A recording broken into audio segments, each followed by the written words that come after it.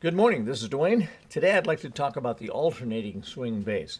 Last time we talked about the swing bass, and we said it's called the swing bass because your left hand is swinging between a low note and the chord. For example, if the chord's C, you'd hit a C with your little finger, a low C, and then you'd swing up with your left hand and play the C chord, preferably in inversion. I'm playing second inversion of the C chord there, but either inversion is fine.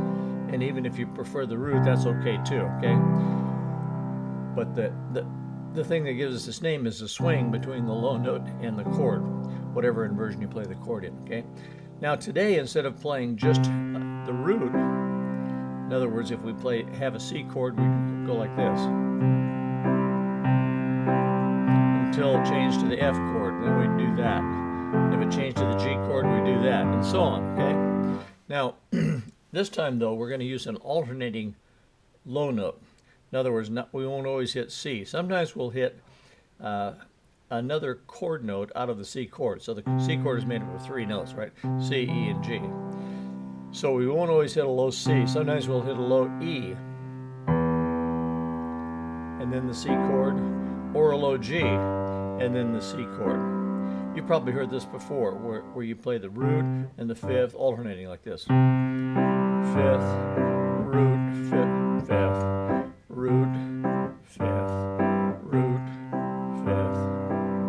Okay, if you played the F chord, you'd hit a low F and then the F chord, and then you'd hit another note out of the F chord, preferably a C, because the C is the fifth of the F chord, okay? Fifth sounds best. You can use the third, and sometimes that's appropriate, but not as much as the fifth. If it was a G chord, excuse me, if it was a G chord, you hit a low G, then the G chord, and then you'd alternate with like a D, because that's another member of the G chord. So let me go through those three chords, C, F, and G, and just watch my left hand. I'll do it slowly. C,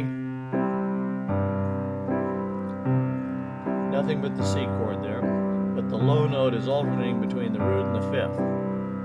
Okay, now we're going to go to the F chord. F,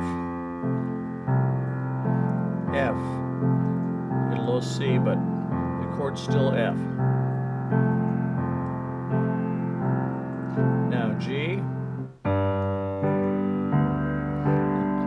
we're hitting a low G, and then we're alternating it with the D below, because that's the fifth of the G chord. Okay, now sometimes you can use the third, however. Okay, like I'll come back to C. C, G, C, E. That's particularly effective if you're going to move to the F chord, because E is, excuse me, because E is adjacent to F, isn't it? Okay, so you go like this: C, G, C, E. Now the F chord.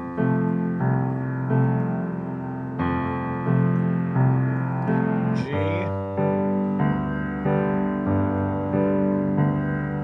back to C. Okay, so that's the alternating bass. You don't always use the root, but sometimes use the fifth or the third. I apologize for my voice. It's kind of breaking up today, so sorry about that. But that's all I want to cover today, the alternating bass style. And then tomorrow we'll take up a variation of that alternating bass, where you can do this sort of thing.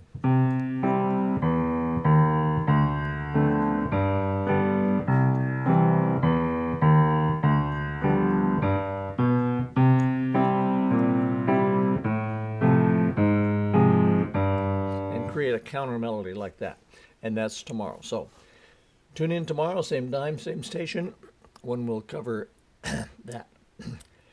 If you enjoy these little piano tips, come on over to playpiano.com and sign up for them while my voice is still functioning.